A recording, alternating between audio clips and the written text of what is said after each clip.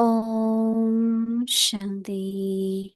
अव्यक्ति परिवार में आपका स्वागत है। आज है दिन 6, स्वयं और सर्व के प्रति मनसा द्वारा योग की शक्तियों का प्रयोग करो। आज का विषय है मनसा समर्थ स्थिति का प्रोग्राम सेट करो। अव्यक्त इशारे जैसे अपने स्थूल कार्य के प्रोग्राम को दिनचर्या प्रमाण सेट करते हो, ऐसे अपनी मनसा समर्थ स्थिति का प्रोग्राम सेट करो तो कभी अपसेट नहीं होंगे। जितना अपने मन को समर्थ संकल्पों में बिजी रखेंगे तो मन को अपसेट होने का समय ही नहीं मिलेगा। मन सदा सेट अर्थात एकाग्र है तो स्वतः अच्छे वाइब्रेशन फैलते हैं, सेवा होती है। अभी हम मोहिनी दीदी से सुनेंगे।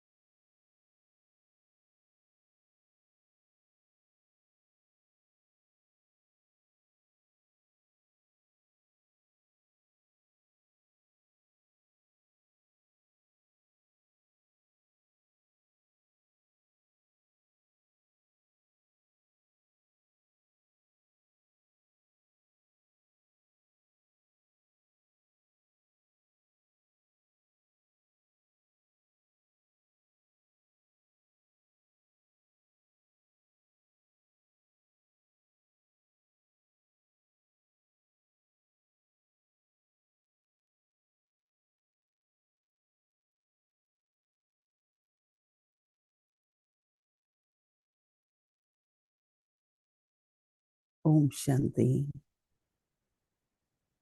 सभी खुश राजी हैं। सबसे बड़ी खुशी होती है जब अमृत वेले उठकर बाबा से बातचीत करते हैं, बाबा से संकल्प से कुछ पूछते हैं और बाबा उसी समय बहुत अच्छा जवाब भी देते हैं। तो बाबा से जब सवेरे इस प्रकार से संकल्पों की लेन देन होती है तो आंतरिक खुशी होती है। आज मैंने बाबा से पूछा क्या करना है मुझे इस समय। बाबा ने कहा कि बस स्वरूप बन जाओ, क्षमा का स्वरूप होके बैठो। तो क्षमा जब जल रही होती है तो प्रकाश तो होता ही है, परंतु आपको मालूम है कि आज जंगल में भी कहीं भी आप बैठ जाओ और साथ में क्षमा को जला दो तो भयानक से भयानक पशु भी नजदीक नहीं आते हैं। तो विघ्न विनाशक होने के लिए क्या करना है, क्षमा स्वरूप में बैठ जाओ तो प्रकाश भी मिलता रहेगा सबको और दूसरा विघ्न भी दूर होंगे। एक ये प्रश्न पूछा, ऐसे एक और पूछा तो बाबा ने बहुत अच्छा जो बाबा की तरफ से संकल्प आया या चाहे अपने मन में आए, क्योंकि जितने हम सतो प्रधान पवित्र और श्रेष्ठ सोचते हैं तो अपने खुद के संकल्प भी श्रेष्ठ होते हैं और गाइड उससे गाइडेंस मिलती है। और बाबा तो यही चाहते हैं ना कि मेरे द्वारा जो कुछ प्राप्त हुआ है वो प्राप्ति का स्वरूप बनेंगे। तो बाबा की तरफ से जो इशारा मिलता है उसको हम समझ सकते हैं। तो रोज ऐसे बाबा से पूछो मुझे क्या करना है। हर एक का अपना अपना पार्ट है तो हर एक को अपने से स्पष्ट होना चाहिए इस पार्ट में मुझे क्या करना है। इसमें कोई एक दूसरे को देखने की तो बात नहीं है, हर एक को अपनी अपनी तरह की जिम्मेवारी भी होती है, पार्ट भी होता है। तो आज तो बाबा बहुत अच्छा बता रहे हैं कि शुभ भावना, भावना का मतलब फीलिंग्स, राइट। भावना को फीलिंग्स कहेंगे, राइट। और शुभ कामना, गुड विशेस, राइट। शुभ भावना, शुभ कामना, और उसके फिर क्या होता है? शुद्ध वाइब्रेशंस। हर एक के वाइब्रेशंस होते हैं ना। तो बाबा क्या कह रहे हैं? शुभ भावना और शुभ कामना के शुद्ध,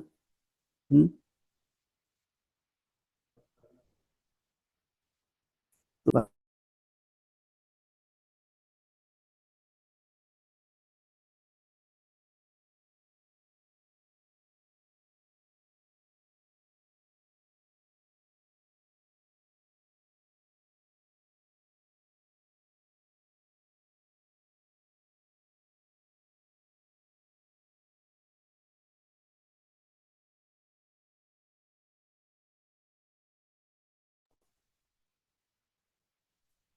अच्छा, मनसा समर्थ स्थिति का क्या है? प्रोग्राम सेट करो। मनसा समर्थ स्थिति का प्रोग्राम सेट करो। जैसे बाबा कहते हैं, अपने स्थूल कार्य के प्रोग्राम की दिनचर्या, बाबा कहते हैं कि दिनचर्या के प्रमाण सेट करते हो, क्या क्या करना है, फिर उसका दिनचर्या सेट करते हो। ऐसे अपने मनसा समर्थ स्थिति का प्रोग्राम सेट करो। कैसे होगा वो? मनसा अपने समर्थ स्थिति का प्रोग्राम सेट करो। तो बाबा कहते हैं तो वो क्या होगा? कभी भी अगर सेट होगा तो कभी भी अपसेट नहीं होंगे। नहीं, बाबा कहते हैं सेट रहो। तो जितना अपने मन में समर्थ संकल्पों में बिजी रखो, तो क्या होगा? मन से अपसेट होने का समय ही नहीं मिलेगा। जैसे और काम में होता है, भाई अभी ये करना है, ये करना है, नहीं ऐसा होता है। तो फिर वे ये नहीं सोचते ना क्या करना है।